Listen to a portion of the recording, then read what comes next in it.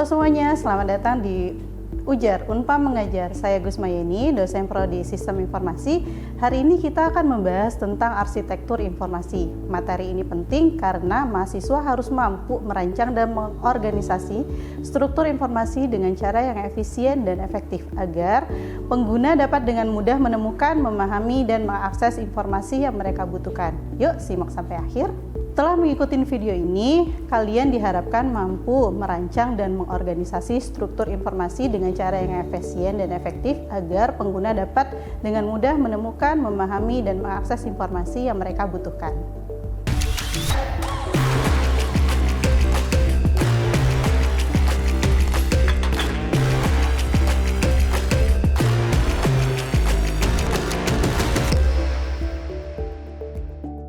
Oke, kita mulai dengan tujuan utama arsitektur informasi. Berikut adalah beberapa tujuan utama dari arsitektur informasi. Yang pertama, meningkatkan kemudahan akses informasi, memastikan pengguna dapat dengan cepat menemukan informasi yang mereka cari tanpa kebingungan atau kesulitan.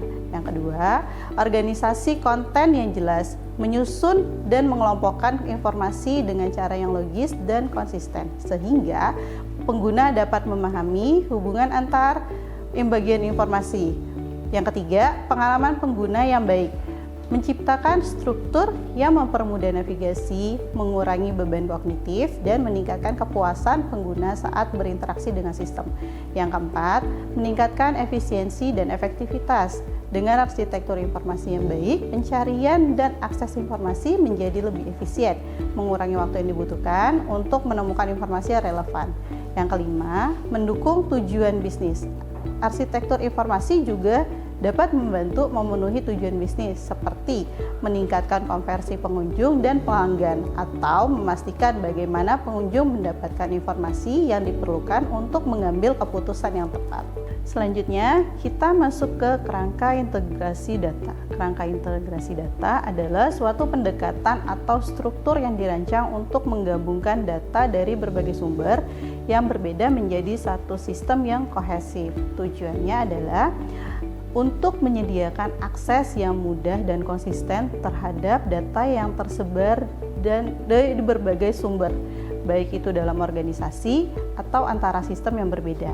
Selanjutnya, ada komponen utama dalam kerangka integrasi data yang harus kita ketahui. Yang pertama adalah sumber data, yang kedua adalah proses pengumpulan data, yang ketiga transformasi data, yang keempat data warehouse gudang data atau data lake, yang kelima integrasi dan orkestrasi, yang keenam analisa dan akses data, yang ketujuh keamanan dan pengelolaan data, yang kedelapan pengelolaan kualitas data, kesembilan pemeliharaan dan pembaruan data, dan yang terakhir penyampaian data dan penggunaan data. Selanjutnya kita akan masuk ke kerangka integrasi data dalam prakteknya. Kerangka integrasi data seringkali disesuaikan dengan kebutuhan spesifik organisasi atau sistem. Misalnya, perusahaan yang memiliki banyak sumber data mungkin membutuhkan sistem integrasi yang lebih kompleks, seperti penggunaan middleware atau solusi berbasis cloud untuk memastikan skalabilitas, fleksibilitas. Dengan menggunakan kerangka ini, organisasi dapat memastikan bahwa data yang mereka miliki dapat digabungkan secara efektif untuk memberikan wawasan yang berguna dalam mendukung operasi dan pengambilan keputusan. Selanjutnya, kita akan masuk ke persiapan data. Persiapan data adalah rangkaian inti dari proses integrasi data yang mengumpulkan data dari berbagai sumber sistem, mengubahnya sesuai dengan aturan bisnis dan teknis, dan memantaskannya untuk langkah selanjutnya dalam kehidupan siklus ketika itu menjadi informasi yang digunakan oleh konsumen bisnis. Selanjutnya, kita masuk ke pembersihan data. Pembersihan data adalah proses untuk memastikan bahwa data yang digunakan untuk analisis bebas dari kesalahan, ketidakakuratan, dan inkonsisten.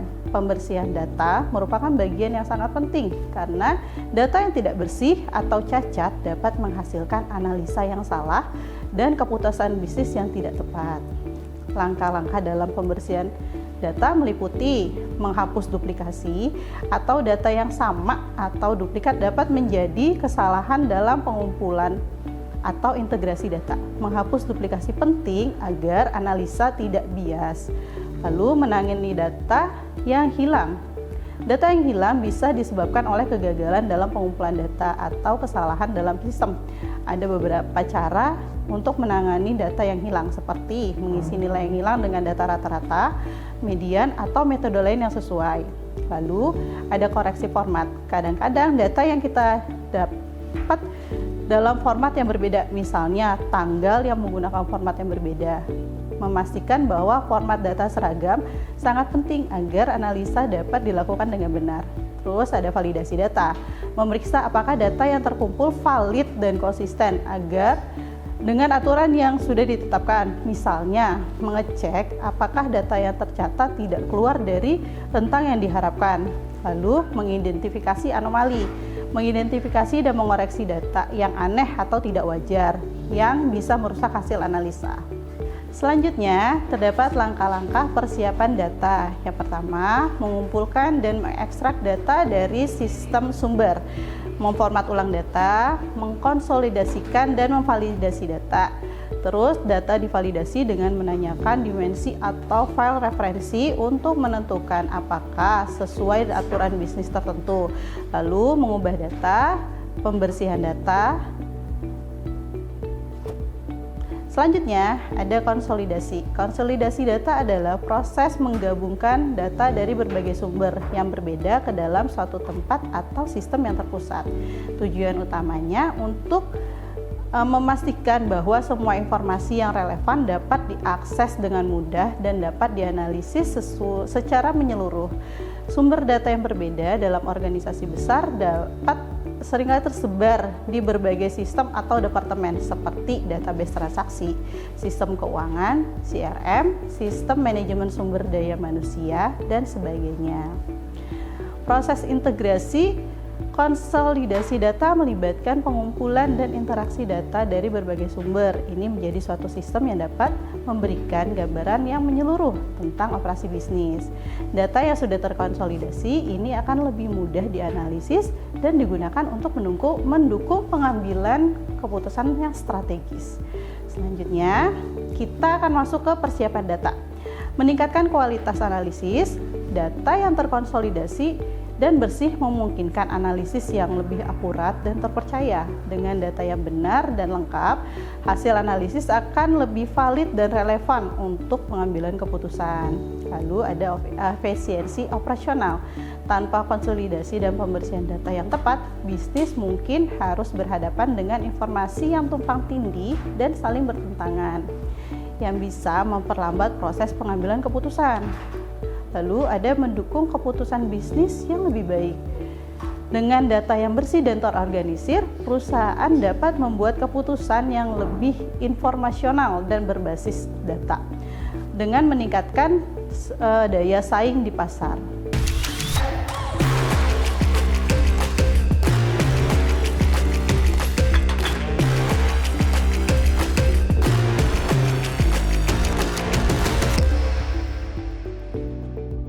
Tadi kita sudah membahas tujuan utama dari arsitektur informasi, kerangka integrasi data, dan lainnya. Semoga bermanfaat dan mudah dipahami.